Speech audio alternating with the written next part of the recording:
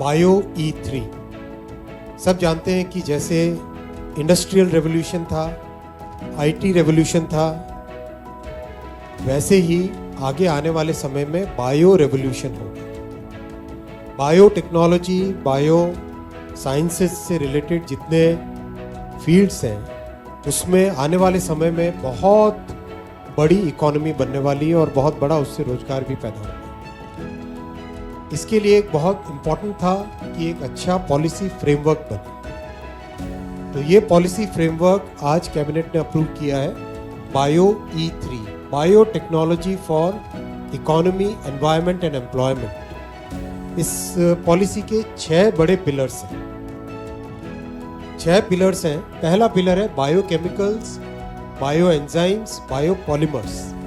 बहुत सारी चीज़ों में आज हम नॉर्मल केमिकल्स, नॉर्मल एंजाइम्स जो कि केमिकल ड्रिवन है, वो यूज़ करते हैं। आज टेक्नोलॉजी इस तरह से डेवलप हो रही है कि हम कई तरह के बायोकेमिकल्स, बायो एंजाइम्स और बायो पॉलीमर्स डेवलप कर सकते हैं, जिसका डे टू डे कई सारी चीज़ों में उसका उपयोग। इसके इंडस्ट्रियल एप्लीकेशंस होंगे, कंज्यूमर एप्लीकेशंस होंगे, साइंटिफिक एप्लीकेशंस होंगे। सेकंड पिलर रहेगा जो हमारी डे टू डे नीड्स हैं। हम सब जानते हैं कि भारत की जनसंख्या 140 करोड़ की इस बड़ी जनसंख्या के लिए फूड एक बहुत बड़ा मुद्दा हमेशा रहेगा।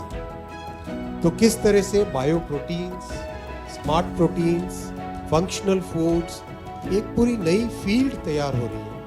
इस फील्ड में कैसे बायो टेक्नोलॉजी का, बायो साइंसेस का उपयोग करके हमारे लैंड रिसोर्सेज पे दबाव कम पड़े, लैंड से बेस्ड जो प्रोडक्शन है उसको कॉम्प्लीमेंट कर सके हम स्मार्ट प्रोटीन्स, स्मार्ट फूड्स। तीसरा बड़ा पिलर है प्रिसीजन बायोथेरापेटिक्स। हम सब जानते हैं कि मेडिसिन में जो रेवोल्यूशन हुए पिछले 100 वर्षों में, अब उसका एक कहीं ना कहीं लिमिट सा क्रॉस आ रहा है। उसको आगे ले जाने के लिए और बेटर करने के लिए बायोटेक्नोलॉजी में सिग्निफिकेंट नए ब्रेक थ्रूज आ रहे हैं। उन ब्रेक थ्रू में कुछ breakthrough, important breakthrough है जो कि एकदम टारगेटेड किसी पर्टिकुलर डिजीज को अगर हमें ट्रीटमेंट करना है तो वो बायोटेक्नोलॉजी के थ्रू हो सकता है। जैसे एग्जाम्पल के तौर पे gene therapy for sickle cell anaemia, cancer के लिए भी, कई तरह के डिजीज के लिए इस तरह से टारगेटेड अप्रोच की जा सकती है। तो ये तीसरा बड़ा पिलर है। चौथा पिलर है जो कि हमारे एग्रीकल्चर, अन्नदाताओं के से संबंधित है और बहुत सारा इसमें भारत का पुराना ट्रेडिशन भी है। उस ट्रेडिशन को एक मॉडर्न साइंस के अगर आईने में देखें तो कैसे उसको लेके हम एक मॉडर्न मेथड से बायो फर्टिलाइजर्स, बायो पेस्टिसाइड्स, जिससे कि एग्रीकल्चर रेजिलिएंट भी हो और हमारे डे टू डे फूड में हमारे केमिकल्स की मात्रा कम हो, एक नेचुरल वे में फार्मिंग आगे जा सके। पांचवा पिलर है बायोफ्यूल्स और बायोकेमिकल्स यूजिंग कैप्चर्ड CO2। बहुत इंपॉर्टेंट है।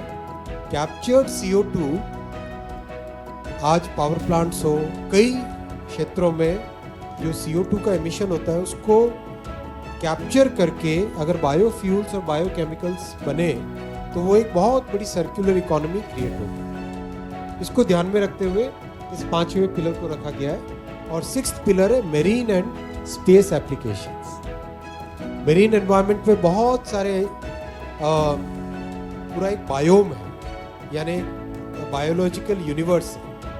उसको यूज करके कैसे हम अलग नए प्रोडक्ट्स बना सकते हैं। तो ये एक ओवरऑल बायो साइंसेस, बायोटेक्नोलॉजी से रिलेटेड देश को आगे ले जाने के लिए एक बहुत बड़ी फाउंडेशनल पहल आज की गई है बायो पॉलिसी से रिलेटेड, जिसका नाम रखा गया है bio E3, biotech for economy, environment and employment.